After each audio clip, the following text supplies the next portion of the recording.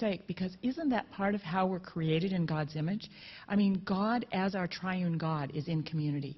And I think that is a really important thing, that He is a three-person God, and that we need to reflect that. And so I think to be intentional about including someone else in something we're doing, and I think it's really good to think about, okay, what are we going to do together? Not just to hang out, not just have it be summer camp, although summer camp is a good, we were talking in our group about having that balance between boot camp, because we want to be intentional about what we're doing here at Kuyper and growing in our walk with the Lord, but we want to relax and have fun too, and we need to have that fellowship thing. But I just, in recent years, have been so motivated by the fact that God created us in community because He Himself is in community. And we reflect His likeness by that. And so I just want to add that I think it is good to have that be part of the goal for itself, even though it would be shallow if that were all it were. Does that make sense? Okay, go ahead, answer. Yes, but the Trinity is a community. The Trinity is in community, and the goal of the Trinity is not community. The Trinity is in a community of worship. So if we're in a community just for community's sake, that's a product of the fall. It's not something that's supposed to be in the order of...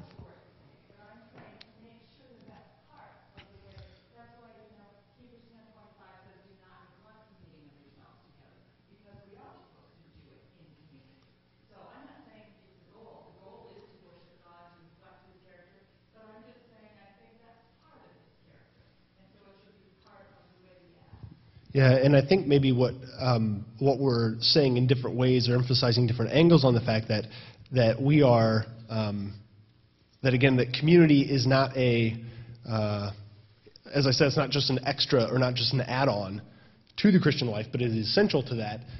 But by the same token, to remember, yeah, again, that it is a community with a goal, with a telos that's out there, not just a, yes, I see that hand.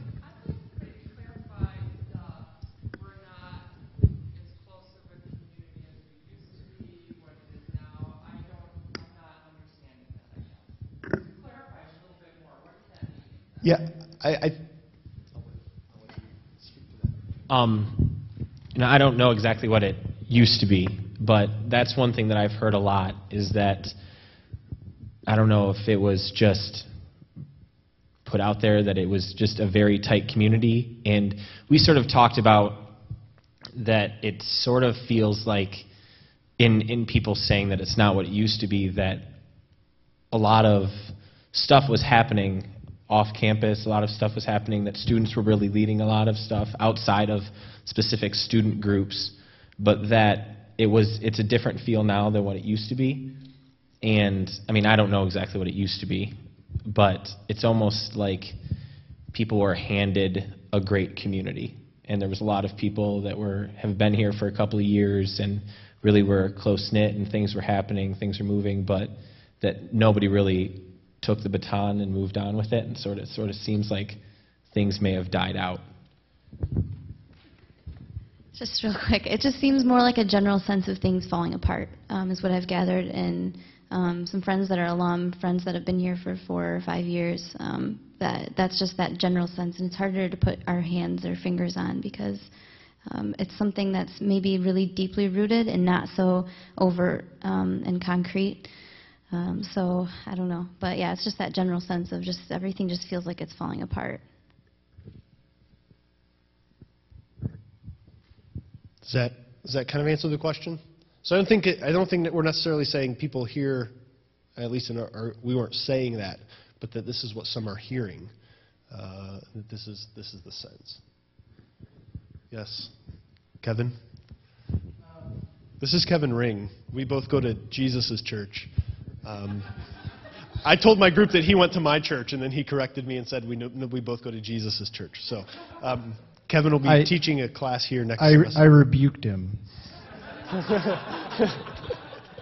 Because when it comes to things like that, it's a rebuke. In the interest of kind of the intention of moving forward as growing community, I think one thing that is important to understand and acknowledge is that when you define community, every single person on this campus is going to attach themselves and be excited about a certain aspect of what community is. And I think the second to last conversation that just occurred really resonates at this point. Community is going to have a truth aspect. What does God call for us in terms of community? What does he teach us in terms of what community is? What does our identity in Christ mean in terms of the implications of community? It's going to have that idea component, but it's also going to have a action component. What are we working towards? What are the steps we have to take? What does it look like for our interaction? And I think the third component we have to be aware of, which is what the last conversation was part of, is what is it doing to us? What is the change, and what is our own history? What is our own hearts responding to when we think about community? And in the interest of moving forward effectively, you have to be aware of all three, because people are going to have strong opinions, people are going to have a strong set of preferences in terms of what they do and don't do, and they're going to have their own set of conditions, some things that will be troublesome for their heart. For example, hearing, community is not what it used to be can cause insecurity, but also having a vision of a great community can make people's heart leap because it will fill a need that exists within that. So, I just wanted to bring up the need to think about community and define community in those terms, because as you talk about it as a group, you can talk about the idea of community and the action of community and get really ineffective conversation going, because you're talking about two parts of the same thing. Thanks, Kevin.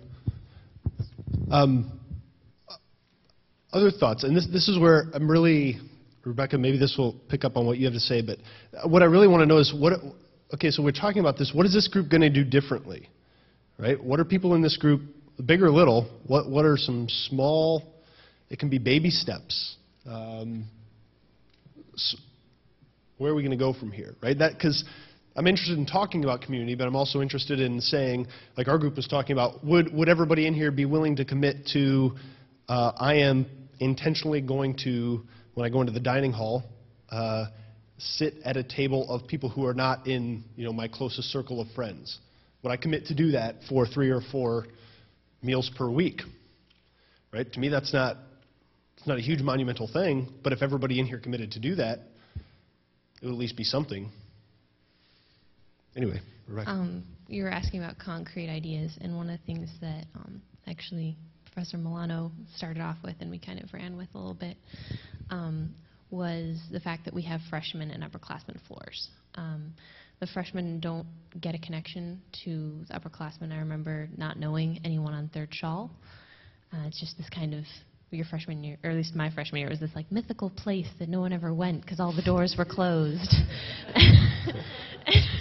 It's true. And possibly having, intentionally having the dorms set up instead of just like your best friends that you've become good friends with, but intentionally finding people who are in your same major or are really interested in studying, say, like C.S. Lewis or something like that, and have that be the focus of the suite or of half the floor or of 2 suites across from each other or something like that.